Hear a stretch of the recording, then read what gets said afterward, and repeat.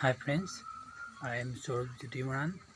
আজি মই আপোনালোকক মৰাণৰ বিদ্ৰোহৰ প্ৰধান নেতা বীৰ ৰাঘৱ মৰাণৰ ওপৰত এটা পৰিচয় দিম আৰু সেই পৰিচয়টো মই এটা হেডলাইটিঙে আৰম্ভ কৰিম মানে এটা আৰ্টিকুলৰ পৰা তাত থকা হেডলাইটিংখিনি হাইলাইটিং কৰি মই আপোনালোকক দেখুৱাম তো আপোনালোকে মোৰ কথাখিনি শুনিও যাব পাৰে নতুবা সেই হেডলাইটিংবোৰ পঢ়ি কিনেও জানিব পাৰে তো ভিডিঅ'টো আৰম্ভ কৰোঁ।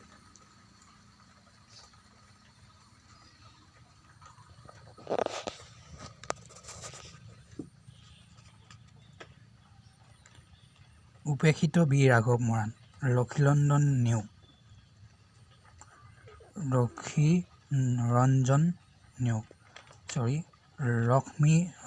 নেওগ অসমৰ ইতিহাসত চিহ্নিত গৌৰৱোজ্জ্বল ৬০০ বছৰীয়া আহোম স্বৰ্গদেউসকলৰ ৰাজত্বৰ বেলি মাৰ নিয়াৰ নেতৃত্ব লোৱা মূল যোদ্ধাজনেই আছিল বীৰ ৰাঘৱ মৰাণ।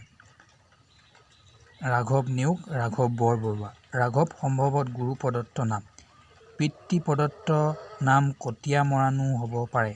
কটীয়া শব্দটো মধ্যযুগীয় মৰাণ অৱশ্যে আজিও সততে ব্যৱহাৰ কৰা এটা শব্দ।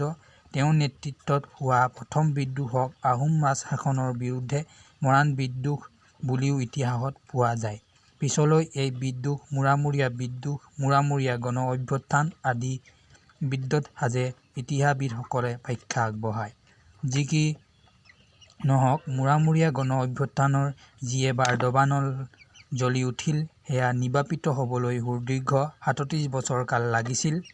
খ্ৰীষ্টাব্দ ১৭৬৯ চনৰ পৰা খ্ৰীষ্টাব্দ ১৮০৬ লৈ, যাৰ ফলশ্ৰুতি স্বৰূপে খলপা-খলপাকৈ ৭ খলপীয়া আহোম ৰাজ সিংহাসন শতিকালৈ ৬ শতিকা জুৰি অসম ভূখণ্ড শাসন কৰি নজিৰবিহীন ইতিহাস ৰচনা কৰিছিল।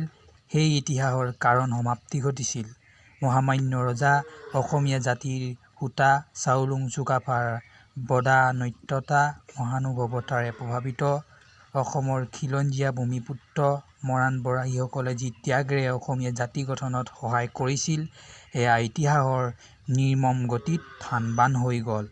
ইয়াৰ মূল কাৰণ বদান্যতাৰ অভাৱ, মহানুভৱতাৰ অন্তৰ্ধান, পূৰ্বপুৰুষৰ প্ৰতি অৱহেলা আৰু পাছৰ কালৰ আহোম ৰজাসকলৰ স্বৈৰাচাৰী অহংকাৰ, দাম্ভিকতা। অৱশ্যাম্বী আছিল আহোম ৰজাক হাতী আৰু খৰি যোগান ধৰা বীৰ ৰাঘৱ মৰাণলৈ উত্তৰণ হোৱাৰ নিৰ্ঘাত সত্য অন্বেষণ। কঠোৰ বাস্তৱিকতাৰ বাবেই কালৰ কৰাল গ্ৰাহে ছানি ধৰা স্বৈৰাচাৰী দাম্ভিকতাক সৌধ ভাঙি পেলোৱাৰ প্ৰয়োজন হৈছিল। বহুতে ৰাঘৱ মৰাণৰ নেতৃত্বত আহোম ৰাজ সিংহাসন উচ্ছেদ কৰাৰ বাবেই তেওঁক নিন্দা কৰিব খোজে, বীৰত্বৰ আখ্যা দিব নোখোজে। এয়া উদ্দেশ্য প্ৰণোদিত, পক্ষপাত দুষ্ট আৰু দৃষ্টিভংগীৰ সংকট। অসমৰ ইতিহাসৰ দিশ সলনি কৰি দিয়া মোৰামূৰীয়া গণ অভ্যুত্থান আৰু বীৰ ৰাঘৱ মৰাণ সম্পৰ্কে পুনৰ পৰ্যালোচনা স্থল আছে।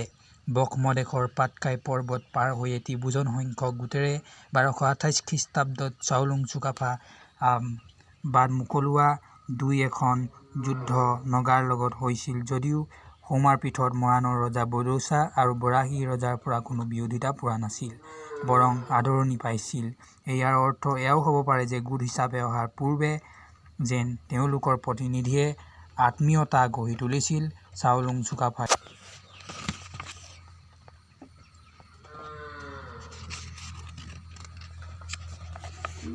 চুকাফাই যেন অসমৰ সৌমাৰ গিৰিৰ অধিপতি, মৰাণৰ ৰজা বৰদৌচা আৰু বৰাহী ৰজাক পাই নিজকে পোৱা যেন লাগিছিল। সেয়েহে এই দেশৰ ভাষা, কলা, কৃষ্টি, সংস্কৃতি অকাতৰে আদৰি লৈ সুদীৰ্ঘ সংঘৰ্ষ এৰাই চলিছিল। চাওলুং চুকাফালৈ বৰদৌচাই নিজ কন্যাক বিয়া দিয়াৰ উপৰিও অপুতক বৃদ্ধ ৰজাই ৰাজ পৰিষদত অহম আহোম আখ্যাৰে ৰাজপাট গতাই দিছিল। চাওলুং চুকাফাৰ মহানুভৱতা আৰু বদান্যতাৰ বাবে মৰাণ বৰাহী প্ৰজাগণে সকলো ফালেদি চাওলুং চুকাফাক সহায় কৰিবলৈ ধৰিলে। মূৰামূৰীয়া গণ অভ্যুত্থানৰ আগলৈকে মৰাণসকলে আহোম ৰাজ্যৰ অৰ্থনৈতিক, প্ৰশাসনিক আৰু সামৰিক ব্যৱস্থাত প্ৰভূত অৰিহণা যোগাইছিল।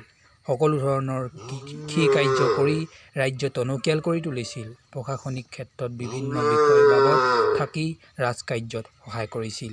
সৈন্য সামন্তৰ ক্ষেত্ৰত কেইটামান বিভাগত সম্পূৰ্ণ মৰাণ লোকেই গঠিত হৈছিল। 18 শতিকাৰ পৰা ক্ৰমান্বয়ে মৰাণৰ ওপৰত নানা ধৰণৰ অতিশাৰ্য আৰম্ভ হ'বলৈ ধৰিল। সময়ত ৰনোৱা আৰু সময়ত বিনা পাৰিশ্ৰমিকে গেৱাৰী খাটি বনোৱা কৰিব লাগিছিল।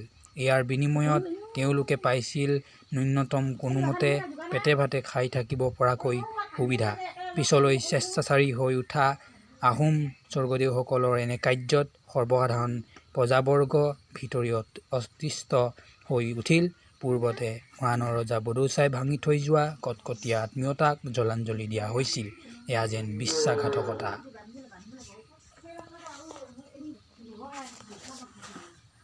হাই বন্ধুসকল, এতিয়া ভিডিঅ'টো আজি ইমানখিনি সমাপ্ত কৰিছোঁ। আৰ্টিকুলটোৰ বাকী এটা অংশ আছে। সেই বাকী অংশটো কাইলৈ আন এটা ভিডিঅ'ত মই সেই আৰ্টিকুলটো আৰম্ভ কৰিম। তো এতিয়া বন্ধুসকল বাই বাই, ধন্যবাদ ভিডিঅ'টো শেষলৈকে চাই থকাৰ কাৰণে।